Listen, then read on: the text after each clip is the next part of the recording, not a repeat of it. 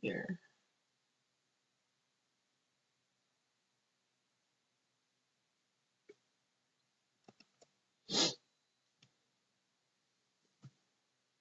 Oh man,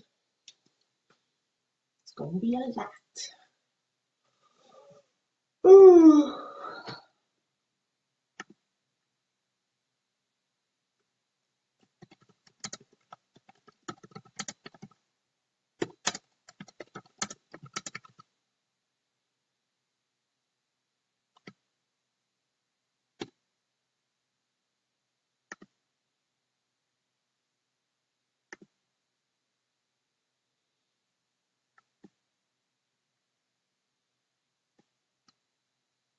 All right, okay.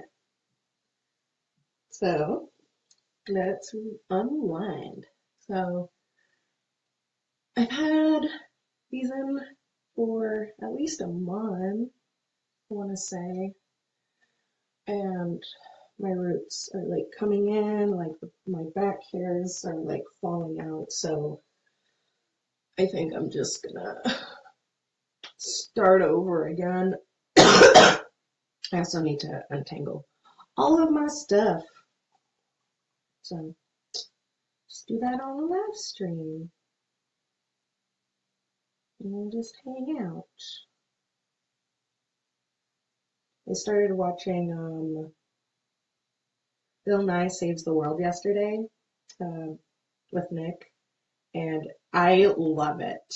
I love it so much. It's like I'm in science class movie day all over again, and it never ends because I'm a blurred. So, yeah. Oh my gosh, I really like the different conversations and things like that. Yeah, Nick and I were talking about that, like with this new or I mean, Netflix series that he has.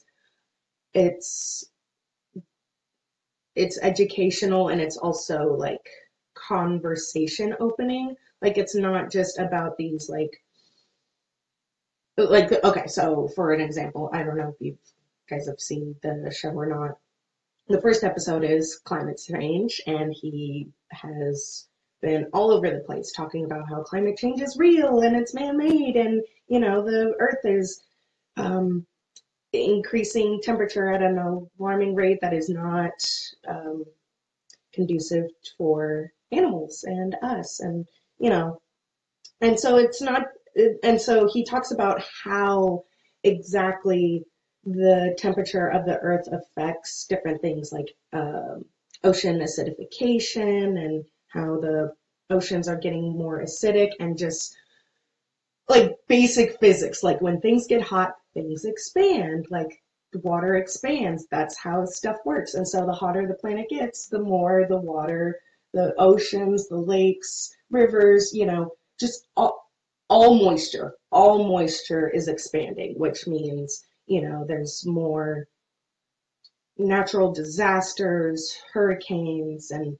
tsunamis, and just like many, many, many more natural disasters. And they also talked about Venice, which I thought was really, really interesting because I didn't really, I mean, like, I don't travel. I don't, yeah. But I, like, it totally made sense. Like, oh my God, Venice is like underwater. It's built on water. And like, it was one of those things where I was like, oh my gosh, there's so many things that the climate change affects, that there's millions of things that it affects, like in so many different countries and just the whole world. And so uh, I think, yeah, a big problem with the conversation is that it's there's always like some climate denier that he always has to fight against, and like fight against fake uh, his fake facts and just all this BS. And Bill Nye has had to put up with that for years, and we've all had to put up with watching him debate with stupid morons who shouldn't even have like a science like they should have their science card revoked. Like you are not a science person if you can't accept facts. Like no. And oh my gosh, I saw this video actually of, I think it was the most recent debate that he did on CNN, and he straight up called out CNN, like, what you're doing right here, this is not cool. You're still making it feel like a conversation about whether or not it's really happening and whether or not it's really man-made. Like, no. All of these facts have been proven. And like the people who cherry pick data and statistics to make what they're saying feel more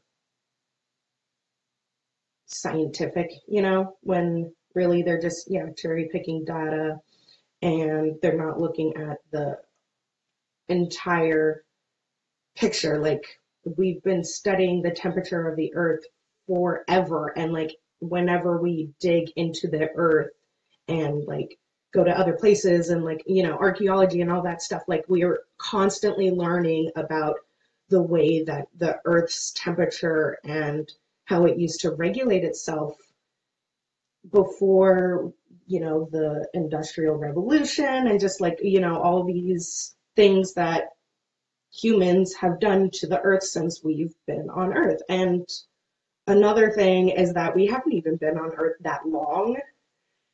Like, I don't know if you've seen the Neil deGrasse Tyson thing where he talks about how if the entire lifetime of the earth was condensed into 1 year, like we are like the last 10 minutes of like December 30, like the 10 minutes before the second year starts. Like we're just we're a blip on the earth's lifetime, and yet we've already heated it up like so much. And I just think that stuff is so crazy. And it's like, okay, so yeah, what he does in this show is actually addresses like these different conversations about whether or not climate change is real and how damaging it is, because then people don't know or don't understand or not getting the right information because a bunch of idiots want to give them the wrong information and make them think that everything is totally fine, nothing's going wrong. And so I just really appreciate his show for doing that, and just opening up a lot of different conversations. I haven't seen the sexuality one yet. I'm really curious as to see what he says about that. Is there someone here? Is someone watching? Who is it? Can I see your beautiful face? Want to say hi? Oh my gosh. Oh, and if you're curious at all, I watched this two-strand twist video from Jalise Moses. I watched it like 10 or 20 times, and then I was like, okay, I think I can do it. I think I got this. And what I thought was so funny is like when I did it, I noticed she had a new video. I was like, oh, cool. And she didn't have her twists in anymore. I was like, yeah, that sounds about right. Like the one time I get on the bandwagon, everybody's already off. No.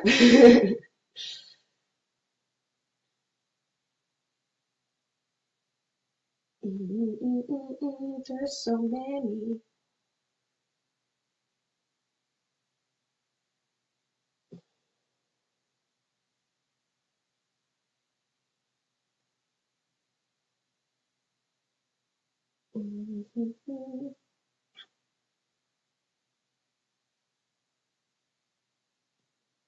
I'm just gonna save the hair. I'm just gonna use it all over again. That's how I roll.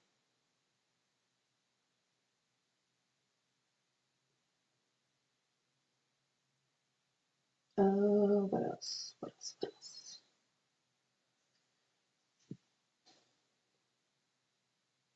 Mm, let's talk about. I guess we can just go through my entire art history. That sounds like fun. Um, so when I was growing up, I was a very energetic kid. Like I, I would. There's this story that my mom's told me a few times where she went to this PTA meeting and she was either talking. No, it was another parent, I believe, and the other parent was asking, who's your child? Which one's yours? She's like, oh, Belinda, she's my kid. She's like, oh, the one who spins? Because like I spin around in class, I go outside for recess and spin. I just spin all over the place. I'm just spinning. I also love the monkey bars and the parallel bars. Oh my gosh, we played like so many different games. I don't know if you've ever played like it's like this game where two people are on either side of these parallel bars, which are up, and it's a race. So, and how the race works is you jump over one of the bars with both feet, you run to the other side, and then keep doing that, just jumping and like running, jumping and running, trying to catch the other person. And we came up with so many different variations. Like, I think we called that one chicken, even though, Monkey Bars has their own version of chicken. And then there was Cinderella and Around the World. And like one version, we were like climbing on the parallel bars to race each other, like climb, switch to the other one, climb. It was really fun. Oh my gosh, those were some good times. But yeah, like as soon as recess started, like I was flying out the doors. And so yeah, I was super energetic, had a lot of energy, wasn't entirely sure what to do with it. And then one day in my grandma's backyard, I found a baton, and it was my cousin's old baton. And I was like spinning it, I was twirling it, I was doing thumb tosses. I didn't even know what I was doing, but I was like already doing like some tricks that like were not beginning level, baton. Not that I'm trying to say I'm a prodigy or anything.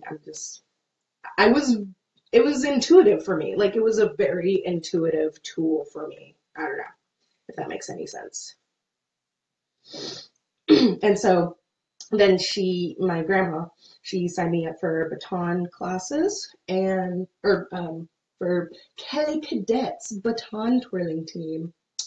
And my coach also still does, a dance studio. So yeah, baton twirling and studio dance. And if you've ever done studio dance before or known people who do studio dance, it's not just ballet. No, it's like ballet, tap, jazz, hip hop, modern, belly dance, uh, African, modern, contemporary, like it's not, you are there all day or day. So that was my life.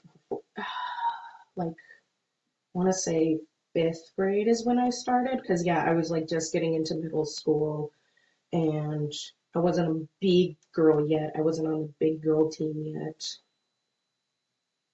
And then I competed in state and nationals. I competed at regionals once in Arizona. That was hot, hot. And yeah, that was a lot of fun. I have learned a lot about performing and dance, and I learned a lot about myself through, these different activities like um, Yeah. And so I did that from middle school until about high school-ish.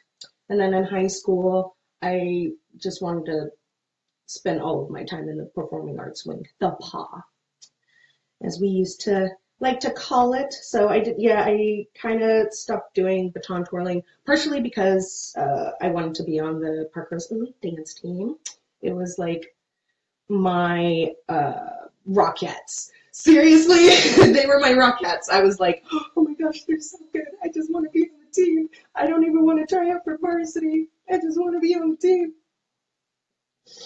And yeah, my freshman year, I auditioned. And the coaches asked me, are you going to audition for varsity? I was like, no, I'm too scared. I'm so scared. And so I just did JV auditions. And then later on, they were just like, yeah, no, we're just going to bump you up to varsity. I was like, what? Even though, yeah, like, it's, I've always found it so incredibly amazing, like how beautiful like the dance routines were from Parkrose Elite Dance Team, and you know, like the show routines and all of this other stuff, and like to realize that they weren't trained in any way, like, you know, they didn't all go through like studio dance or something. It's not like Lincoln or, you know, Rex Putnam or something. Not that I'm trying to bash or anything. It's just different. But yeah, like I just found that so incredibly amazing that people that like one like it's a very diverse team with very different experiences. You know, a lot of the girls who were in dance team hadn't had, you know, studio or professional dance before, and yet at the end of the year they were on it. They were on time, like bam, bam, bam, like beautiful point, beautiful legs, you know, like you couldn't even tell that they never had um well, I can tell that they've never been professionally trained, which is really a huge compliment to the like the coaches. I will love you guys forever. I love Shannon and all of those guys. They were just so amazing. They made the team like a family. We were just a big old family. And it just felt really awesome. Especially, okay, so like when I was in Baton, it was great. I loved it. I didn't go to school with any of the other girls. They all went either to the same school or like a similar school. Like they knew each other. I didn't really know them. And I like having rehearsals and dance, and like I didn't feel like I got to know them as well as like as the people I did on dance team. I think that's just because of time, you know. Like I literally spent more time with these people than with these people. And so it felt like a family. Not that baton twirling didn't feel like a family. It was just different. It's different people, different feelings. Baton felt more like a team, and dance team felt more like a family. If that makes any sense. So yeah, dance team.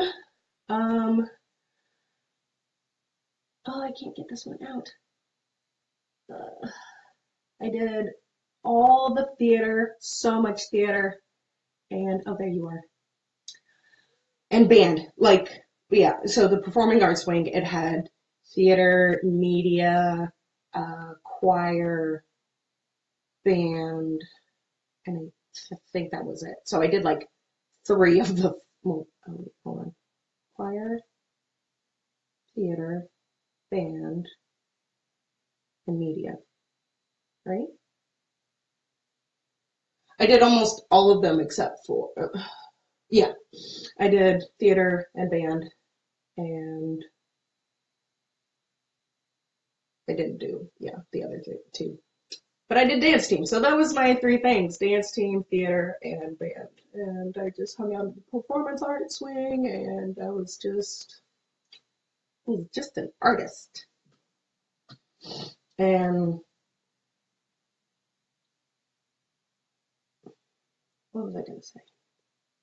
I learned a lot from theater about like emotions and relationships. Like theater has taught me a lot about life and the human condition. That's why I really love plays and stuff like that, and good writing. I remember there was actually this assignment I had in theater class. We made our own monologue. I should have gotten. Do I have the? Oh, there it is. Okay. We had this assignment. We had to make, yeah, our own monologue. It had to be from like our own point of view and, all of that stuff. And it was a huge opportunity for me to be really vulnerable and to be really open and honest. Like, I didn't talk a lot about what I was going through in high school with very many people. Um, like, just some stuff going on at home and personal things that, like, being in high school, you get depression and you're trying to figure out who you are, all that fun stuff. And so I did this monologue about Naya, who was, or still is, I'm still not sure. Well, okay, so in high school, she was this voice in my head, being straight up honest, being super real right here. There was a voice in my head that was telling me, I'm not good enough, I'm alone.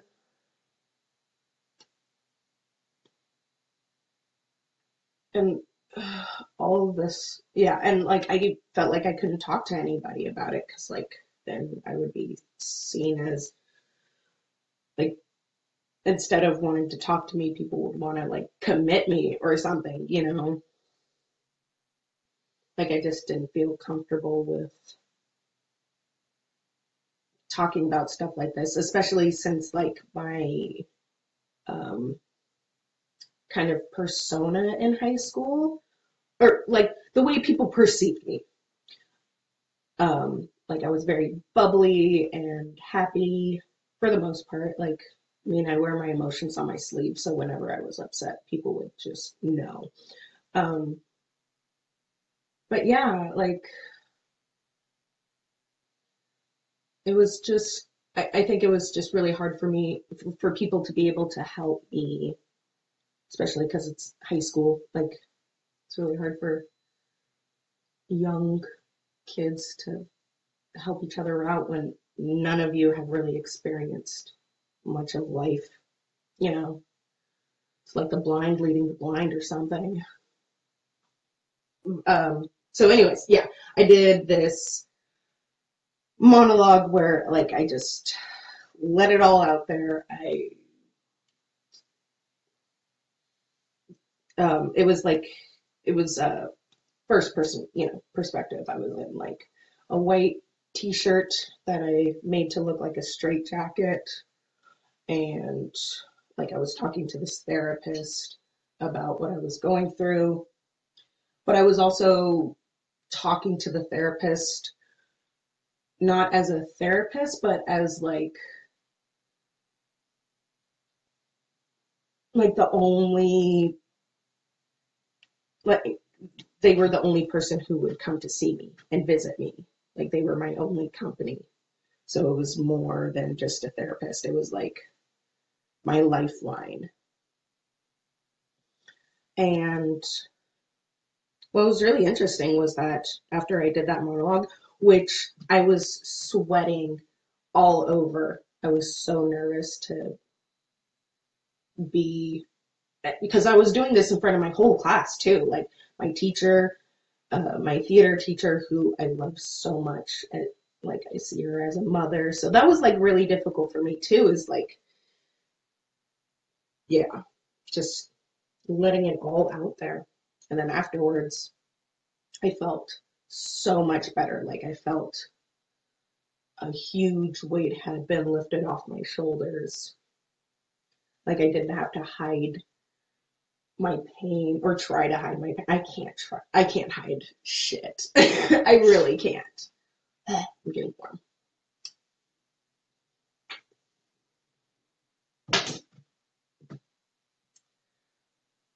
So yeah, like theater has really helped me to understand myself better and understand people's thoughts, opinions, wants, or needs, their beats. Like, yeah, I use beats quite a bit actually.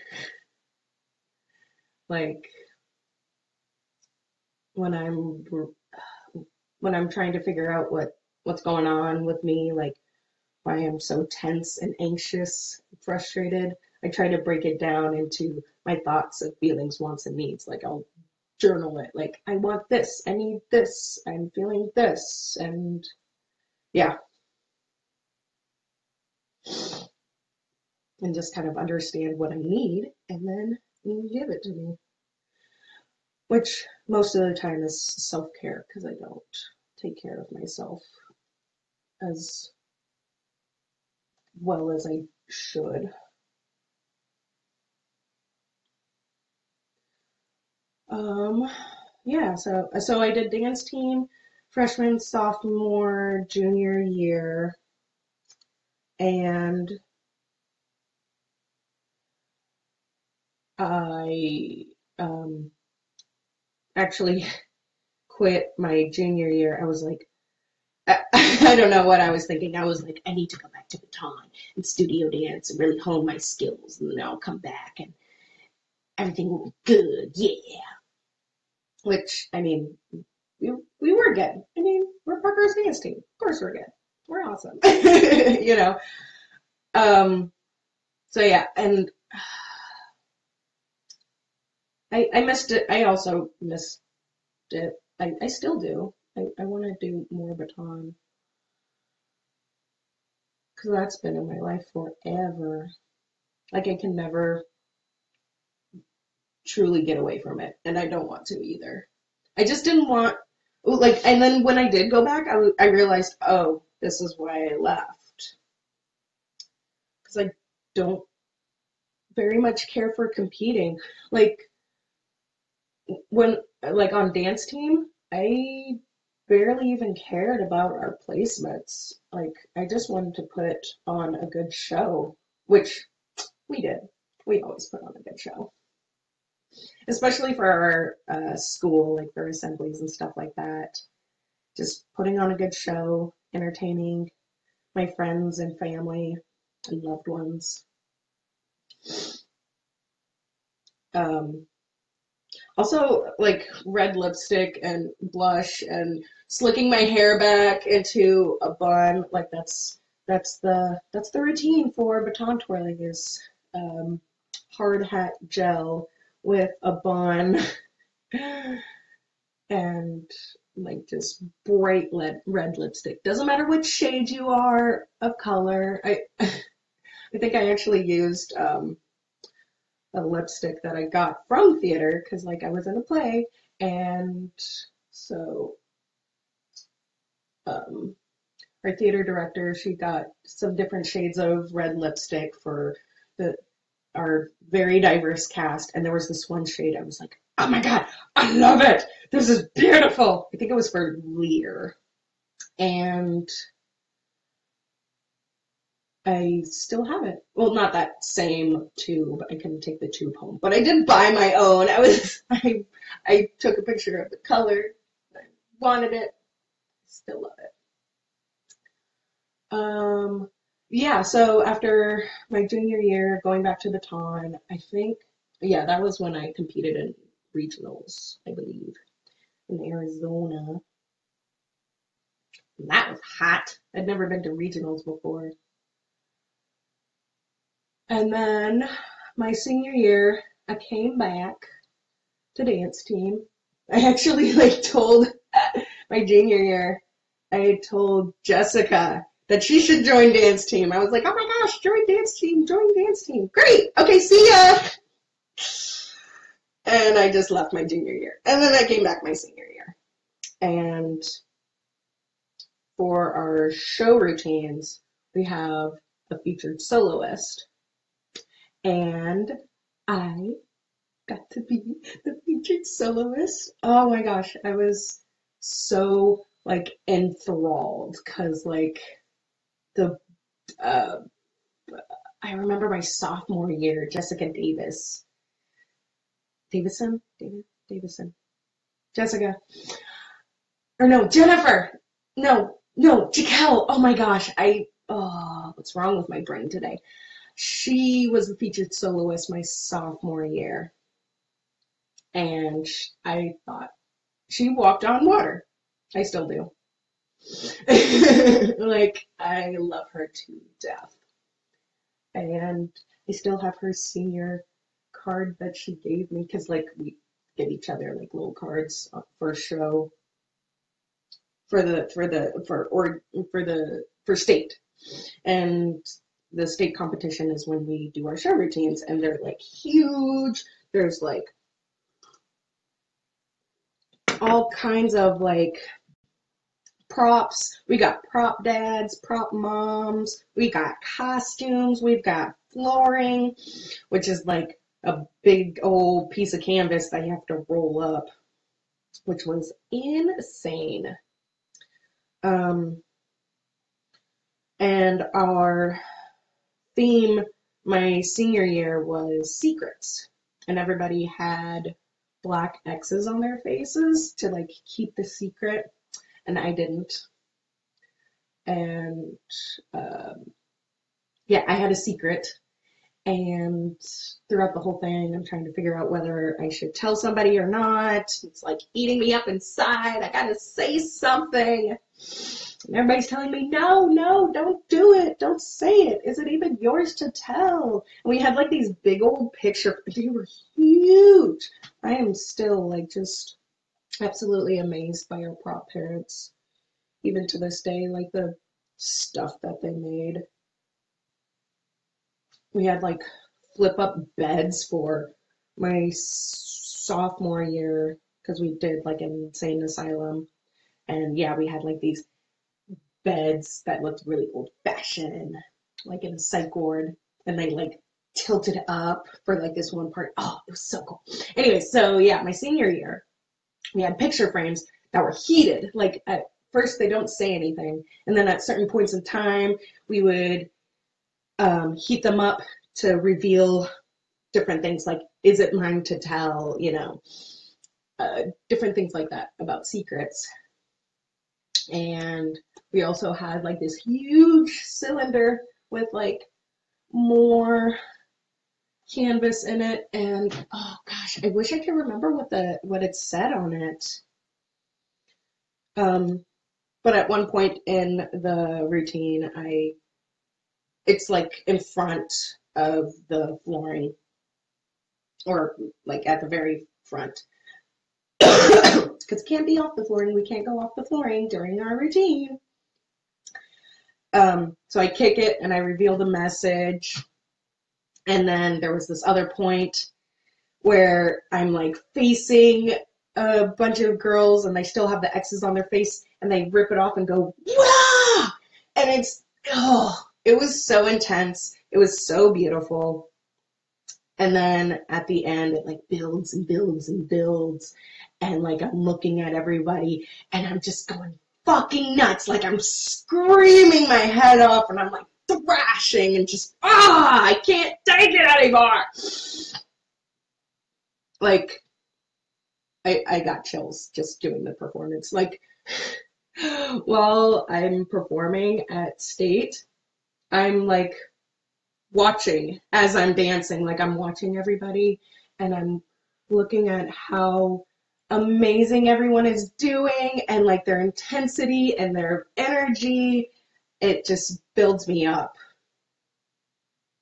Like, oh, that would be such a cool thing to do, like do a VR experience of like somebody in the middle of a dance routine and you can see the other people dancing and like moving around you as, you're in this one viewpoint or whatever. I don't know. That would be cool. Anyways, so yeah. And then towards the end, everybody's in like this big line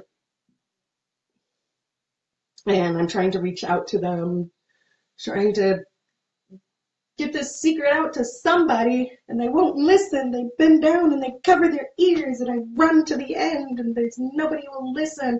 And then I turn around, and a girl just slaps a big blue X over my face. And then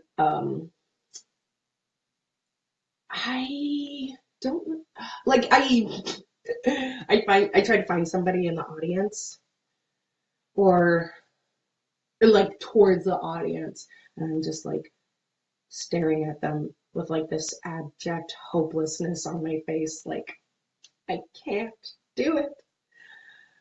I can't release the secret because no one will let me. So yeah, that was super intense. Loved every minute of that. That was fun.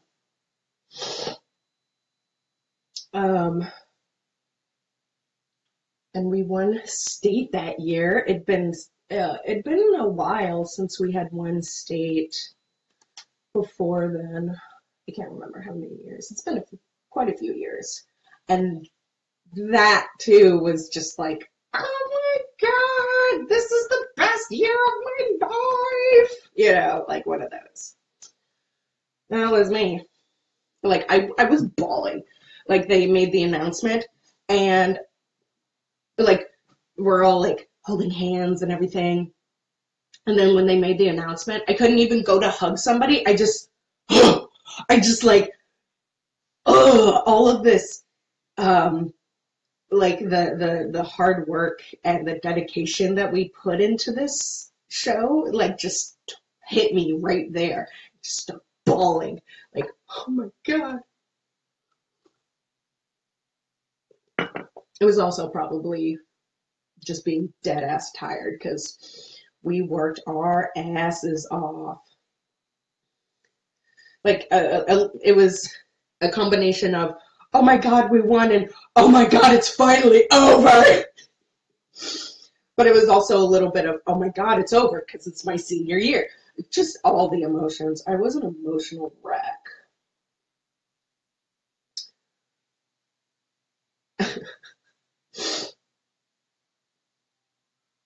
Is that my phone? Hold on a second. I'll be right back.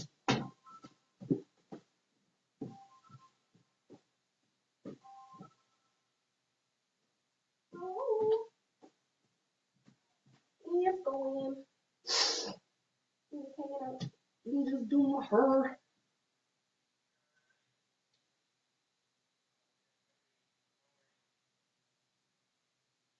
Bowie?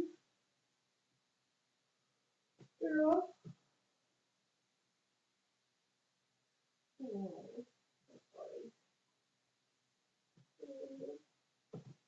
Oh, no. I need to drink hot water.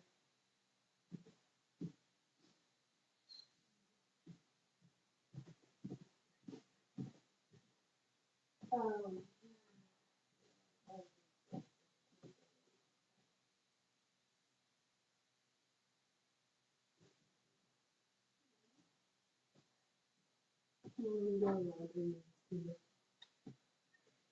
oh.